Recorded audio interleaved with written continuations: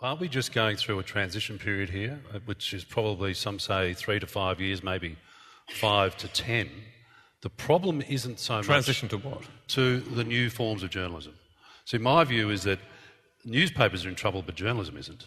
Journalism, I think, is on the brink of a terrific kind of new era. From the public's point of view, you mean? From the public, from users, from practitioners. All that's really under pressure are these corporate, journalistic sort of bodies, these behemoths like News Limited and others, that power may be broken down by new people rising up. You know as well as I do, though, that the media company most at threat is not News Limited. You know as well as I do, it's the publishers of The Age. If there is a media company likely to fail in Melbourne, it won't be the Herald Sun. Well, we can disagree on that, I think. Because the Herald Sun, makes a lot of money, but I think it is this kind of scattergun kind of newspaper. And the problem is that their sort of journalism is very accessible for nothing online. Whereas at least The Age is producing journalism that, people will go to and willingly pay money for. You might disagree with their political position. But as I said, The Australian is positioned as kind of right-wing conservative, specialising in business and politics. And Chris Mitchell has gone on the record saying that was a very considered decision to position the paper in that way. So The Age and Sydney Morning Herald, let's say that they decide we will really, we'll position ourselves as centre-left, the paper for the environment and other subjects. To me, that's got a better chance of succeeding than a paper that says you can get in print what you can get on the internet at any time the day before, which is the tabloids. Do you actually, do you buy a paper? Well, you probably get it free, but do you buy a paper? Yes, do you actually buy and you do read it at breakfast in the morning? Yes, I do. You see, I've got to the point where, not thinking I would, I don't read a paper any longer. I mean, it's probably something I should never admit as a Media Watch host. Cut! There's an item for the column, Caroline. Not except in my work sense, anyway.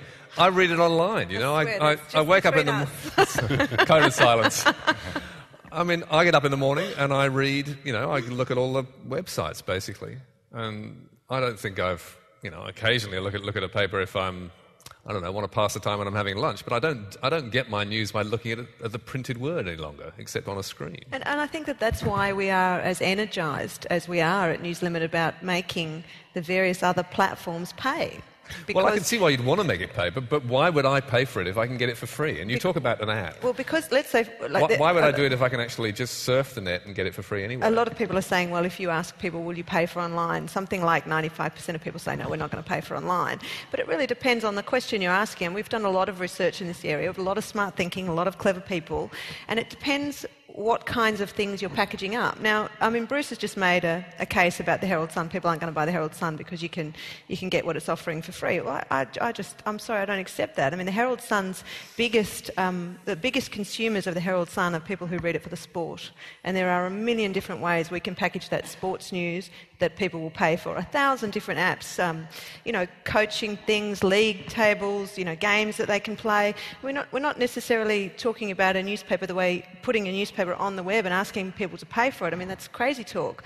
We're looking at different ways of making people pay for the information that they really want and that they enjoy. Caroline, is that the Herald Sun should recognise that and say we are a sports newspaper.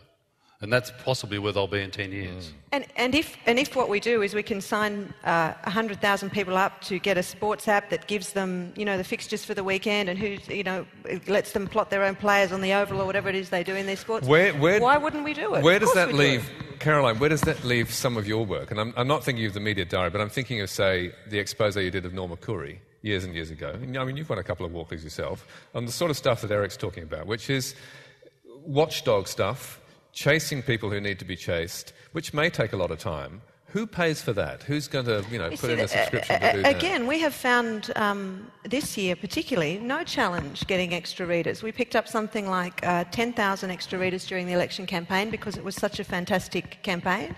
For a 6-week period, we were up by 10,000 a week for each of those 6 weeks because we had great stories, there was a lot of news around, people wanted to know what was going on, and of course it's all available, there's all kinds of things of various quality available on the internet, but people picked up the Australian in huge numbers. And we find that is true. If we're 80% of our sales are newsstand So 80% of our sales are physical copies that the people pick up in the newsagent and buy. It's not delivered at home, and they do it because of what's on the front page. There's an awful lot of sales too that aren't sales at all. I mean, every time I fly, there's piles of the Australian. And not of the Age or of the Herald Sun? Or? I started in Sydney, so it's the Sydney Morning Herald. But all newspapers nowadays, are involved Sydney in Morning promotional Herald too, activities of all kinds. It started with the Oz. Of course, there are newspapers are involved in promotional activities. But 80% of our sales are sales at the newsstand, and they are papers that are sold because people look at the paper and they say, this is what's going on today, I want to read that story, and they pick it up. We've had some cracking yarns this year. I think in your book, Bruce, you say that there will only be one newspaper in Melbourne in 5 years' time? No, that was an exchange someone else with predicting Rupert that, Murdoch, where he asked me whether how the Age was travelling. And I said, well, I think if you kind of put the two papers side by side, the Herald Sun's in a stronger position at the moment, and there are some who believe the Age could be gone within 5 years. Right. And he said through gritted teeth, that has to be our goal. I don't necessarily subscribe to that view. As I've said, I think that the Age, if it's smart, can take its strengths and really market them more as a niche product.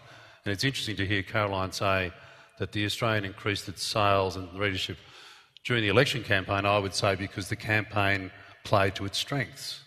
And that's what I think smart newspapers will be doing increasingly over the next 5 to 10 years. But we played to our strengths too. Well, you're a niche product, though.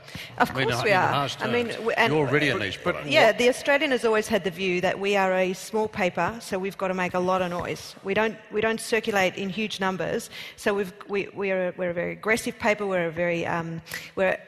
For example, in our Canberra Bureau... We're a very aggressive paper. Yeah, sure, of course we are. I mean, we get out there and we chase issues down and we chase stories down and we break news wherever we can. Of course, that's what we're trying to do. And yes, we occasionally seem to be, far out on some of the perceptions of us seem to be quite far out, but that's because we're trying to make a lot of noise. We're trying to get noticed. You attack a lot of people. Yeah, we are trying to get noticed. You go in boots and all. We are trying to get people to pick up the paper and read it. We're trying to get people to buy it. And you can't, as you say, if you're circulating 25,000 here, 40,000 in Canberra, 60,000 in Sydney, you're going to have a really good product to get people to buy it. Can we just move on to something? I asked earlier about whether you thought this might decrease Murdoch's power. There does seem to me to be another point of view that Rupert has been the only person really buying up and investing during the last 2 or 3 years. Yeah, and he's got himself the Wall Street Journal.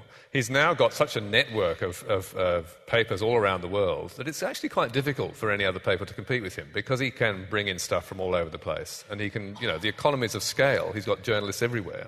Do you think that he actually could emerge more powerful at the end of this because he's, in a way, he's the last newspaper empire standing? Well, it really depends on, how he views the future. I mean, if he clings to newspapers in the way that he has in the past, I think that will be a barrier towards reinvention, if you like.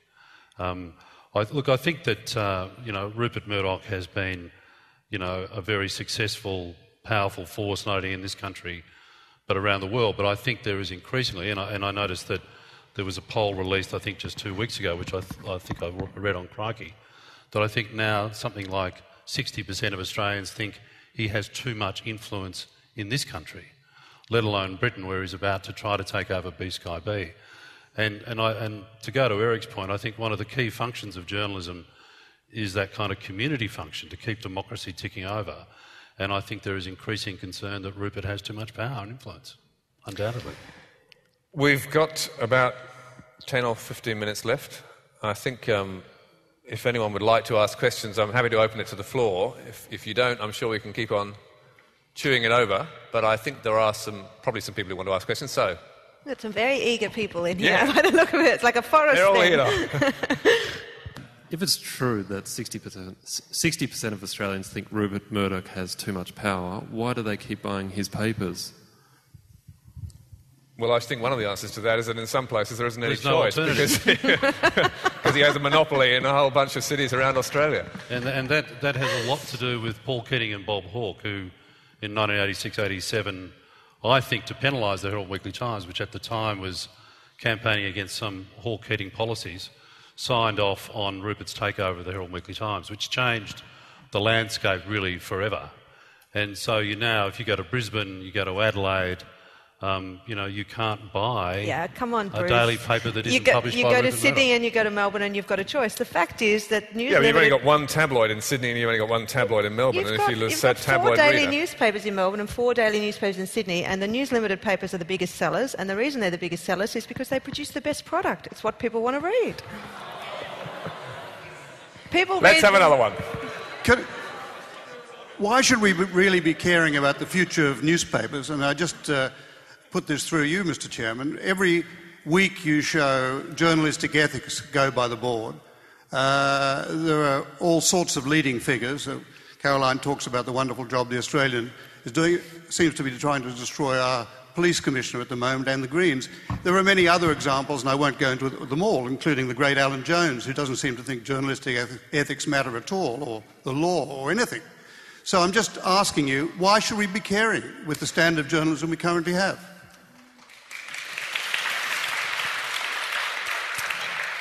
Well, first of all, let me say that I hardly think Alan Jones is well placed to talk about ethics of any sort.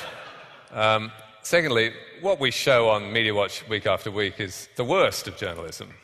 Other places, other programs, other organisations showcase the best of it. And if you judge the Walkleys as I have done, there really is some fantastic work done by journalists year after year after year, across the board. So there is some good stuff out there. Journalists are not all snake oil salesmen. They're not all commercially motivated. They're not all lazy and unethical. So there is plenty worth defending, in my view. I was also a judge of the Walkleys this year, and I have to tell you this: we had 70 entries in the category that I judged. Getting it down to 3 was an almost impossible task. The standard was so incredibly high that it was almost impossible to get it down to a number that we could then put to the panel to select a winner. There is some outstanding journalism done in this country, and it's done by a range of different practitioners working for all different kinds of publications. Yeah, Ranald, it's good to see Ranald McDonald here. Obviously, he's been a very strong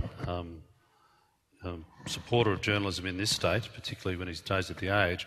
I mean, I've edited the Sunday Age, The Age and the Herald Sun, and those papers are all flawed in their own way, and people will make up their own minds about the sort of newspapers I created. But, I think I can look back on those days and think that, 99% of the time we try to observe the ethical code. We might have tripped up occasionally because of, the enthusiasms of a reporter. But generally speaking, on the Herald Sun, on the Age and the Sunday Age, over a 10 or 15-year period, we did our best to try to observe the code of ethics. I mean, I agree with Ranald's sentiment there that the ethical standards are dropping alarmingly.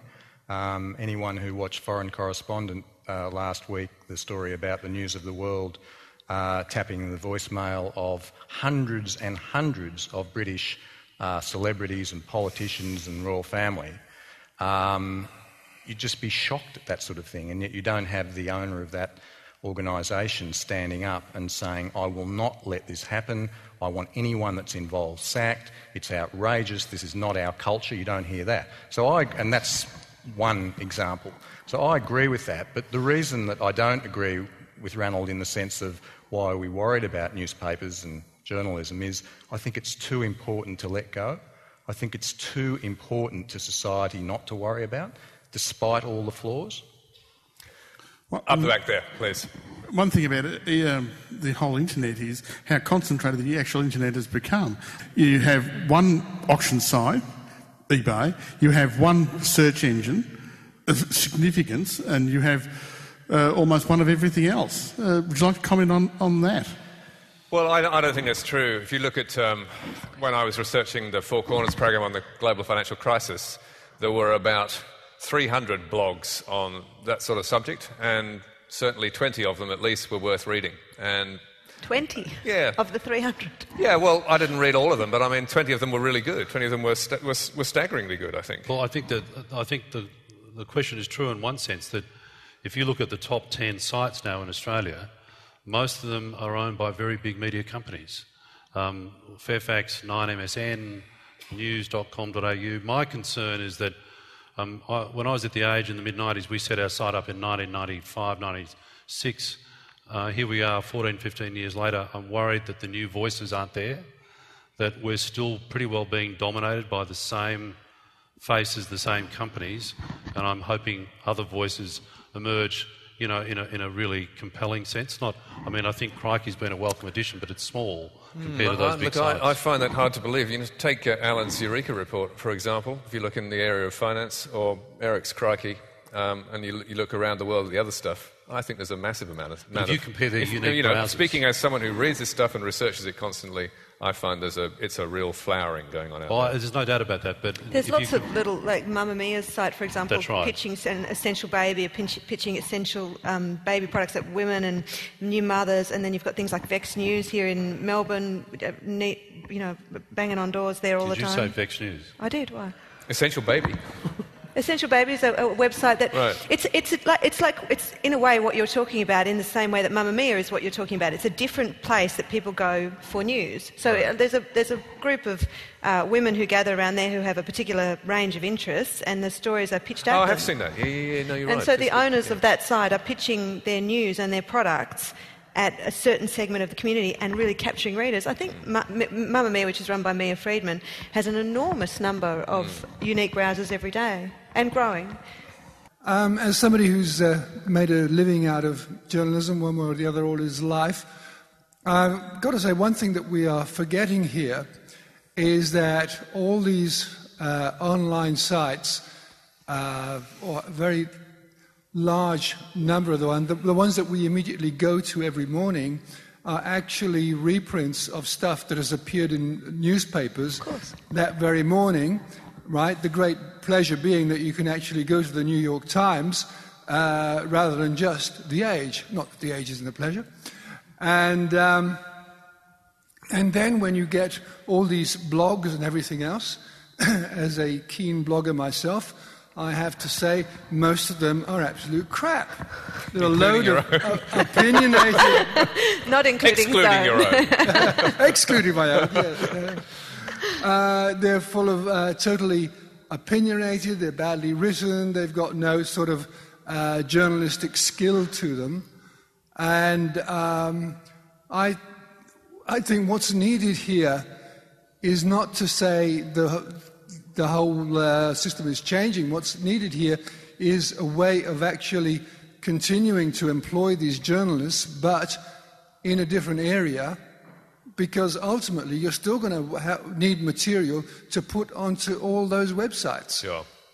No, I think the point that you make is right. They're stealing our content, and News Limited, for one, is doing something about it.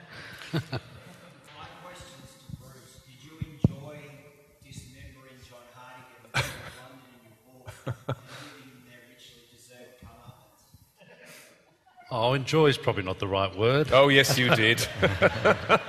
The motivation for the book was really to get the story out there, because one of the real frustrations of the court case was that I would walk out of that court every day. I would then pick up newspapers the next morning, News Limited newspapers, and the reports bore no relation to what had happened in court. And so this was the other... It's one thing to go to court, it brings with it a lot of stress. It's another thing to go to court and have a case that's examined by the media. It's a whole new level of stress to have that case misrepresented. So what I enjoyed was putting the record straight. Thank you. We don't accept that that's what you've done, of course.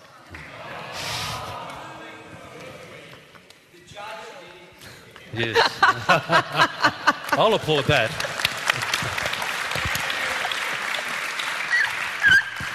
But what would judges know? Yes, over there. Yes, sorry, the question is, are there too many journalists reporting on court cases? Should it be left to agencies? Well, I think it's actually good to have, if it's an important court case, 2 or 3 different views of what actually happened. I mean, I've sat through court cases. They're very, very complicated. People come out at the end of the day, they write totally different things about what happened, just in the sense that they pick on what was important. But you also look at what's happened in Britain. The press agencies have stopped covering courts. PA, I think, now has 2 people or 3 people for the whole of the north of England, whereas it used to have 24, I believe. These are from Nick Davis's book, Flat Earth News, which I highly recommend if you're interested in the media. It's all about how the number of people out there reporting on council meetings or court cases or anything, basically, is just diminished. and that we're relying on fewer and fewer people for our news sources. It's and quite worrying, I think. And we do feel that at The Australian too, because we're constantly being told how immensely powerful we are and we're a threat to democracy and we'll be bringing down the government and just trying to destroy the Greens and goodness knows what else. The fact of the matter is we have somewhere between 8 and 9 reporters in Canberra compared to 150 members of the House of Representatives, all the senators, all their staff and public service of 90-odd thousand, all of the bureaucrats, the spinners, the millions and millions of dollars that are spent every year on consultants and people to massage the message. That's our 9 guys up against that. So if you really think that we're wielding power, it is a really lopsided ledger. We'll take 2 more. You, sir. Thanks. I should say, since I work for Essential Media, that it was an Essential poll, a polling company not owned by a publishing company like Newspoll, that put out that survey about the trust in News Limited. I wouldn't have imagined that Newspoll would have put out that survey or asked that question. Why on earth not? But that wasn't what I wanted to ask. I think that the owners of Newspoll would take issue with you, but go on. They can, and they have. The question that I wanted to ask was really about the digital divide, because what we saw with newspapers was basically a process by which we would find out information subsidised by advertisers, and so we'd get information about that would hold governments to account, that would hold corporations to account. We're now expecting... it appears, and there seems to be a consensus on the panel, that people are going to be expected to pay for content themselves. Where does that leave disenfranchised members of the community? Where does that leave people in the community who can't afford to pay for them to get their information? Well, I don't think we're charging an enormous amount. I mean, our app is $4.99. It's going up to $8.99 at the end of the year. By the end of the year, you'll have access to a Herald Sun app, a Courier Mail app. You'll probably get one... in Adelaide as well, if we can pull it off in time. And these are not hugely expensive products, $4.99 a month. Well, thank God for the ABC, I say. Now, you want to talk about the unbridled growth of a corporation? Let's go there. Well, but Murdoch wants to close that down because it's competing with him. Yeah, well, that's right. Pay TV is costing, $40, $50, $60 a month, and now we've got to pay, $8.99 for an app. I mean, these are imposts that a lot of people can't bear, and I think that... Well, who's going to pay for it, though, Bruce? Someone's got to pay for it. Well, who's going to pay for the journalism? Well, as we've just spent the past hour or so discussing, I'm not sure that having... What was your answer again? I must have missed it. I'm not sure that having Rupert Murdoch pay for journalism has necessarily produced great journalism. Of course it has. You don't believe that. I don't believe so. You do not believe that. You've been an editor of his papers, and you admitted in your own book that he never put a single fingerprint in your way. You did work for him for a long time. No, 5 years. First 2 years because he took over the company I was working for. And did he ever change... Eric's worked for him too. Did he ever change any of the news that you were producing? I mean, did he tell you what to put on the front page? Well, Never. Since you've raised it, Caroline, just 60 seconds, Paul. Yeah. The problem at News Limited isn't Bruce slant the story this way. This is a true story. In the run-up to the release of the Simpsons movie, which was a huge Fox investment, every editor for News Limited in Australia was sent a memo saying, would you please consider putting the half-eaten donut, which was the motif of the movie, in your mastheads for one day in the lead-up to the launch of the movie. What I'm talking about is this bundling that goes on within News Limited. Did you do it? Of course not. Well then, where's the pressure? Well, I can certainly give an example.